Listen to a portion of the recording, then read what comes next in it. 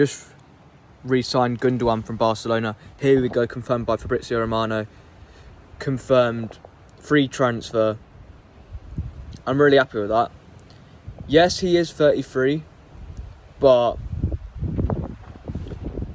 he's still more than good enough to play at a high level in the City team. And I personally think he would be in our best midfield three as well, of Rodri, De Bruyne and Gundogan. And I'd have Bernardo Silva play out wide. And I think it does put our Rodri backup worries to ease a bit, because he can do a job there. I know I've seen some people be a bit concerned about that, but we did beat Man United 6-3 in the 22-23 season with Gundogan in the 6, so he can do a job there. You've got Kovacic, you can play there as well, John Stones, Nico O'Reilly. So this does put our worries for a Rodri backup to ease a bit, because it does increase our options for players that can play in that position. And it does also bring more leadership to the squad, because we did lose it when he went. And I think he's got to be made the captain again. Much more of a leader than Kyle Walker. And he did play a massive part in team talks in the treble-winning season.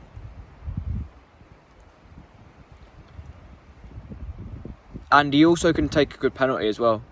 I know he has missed the odd one here and there, but more than often he does bag them from the penalty spot, because we don't really have that many players in the squad that score penalties on a regular space of time. So he can do a job from that if Haaland's not on the pitch.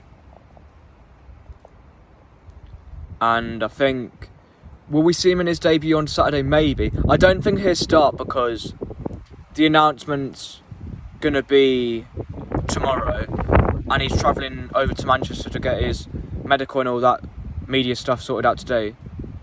So he probably won't start, but maybe substitute appearance, maybe. I've seen people saying that this affects the youth, but I don't think it necessarily does, because Gundogan's not going to expect to play every single game, because he's 33. In October he turns 34, so it doesn't really affect the youth, because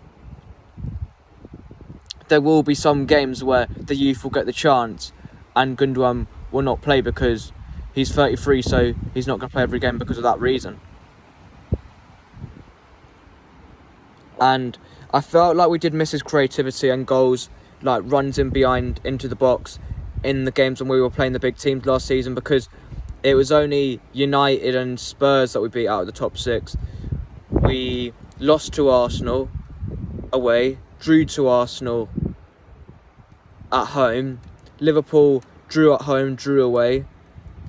We drew against Tottenham at home, drew against Chelsea twice.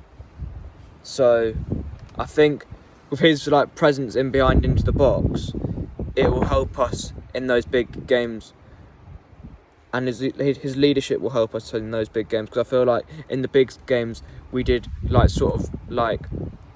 miss that talking figure within the dressing room to get through to the players. And I'm really happy with it. It's for free as well, so it doesn't take much of a risk when you buy a player for free. It could go wrong, because maybe his age will start to show, but I don't think you can really worry about it too much, because number one, it's not your money. 2, City rarely get it wrong with transfers. And 3, it's not even money, it's a free transfer. So not a lot to worry about with this transfer. And he knows the squad as well. He knows a lot of the players in the squad. He knows Pep. He knows the philosophy of the way that we play. So I feel like this is a really smart piece of business from City, and it's one that will give the Premier League something to worry about, because it's a clutch player that we have in the midfield, because we have Rodri and Gundogan now. Before it was just Rodri, and we were over reliant on him to score goals for us in the big games. and be there for us in the big games. But now we've got Gundogan who can show up and pop up with a few goals here and there as well. And if you have enjoyed this video, drop a like, subscribe, and I'll see you guys soon. Gundo's on fire. Your defence is terrified. Take care.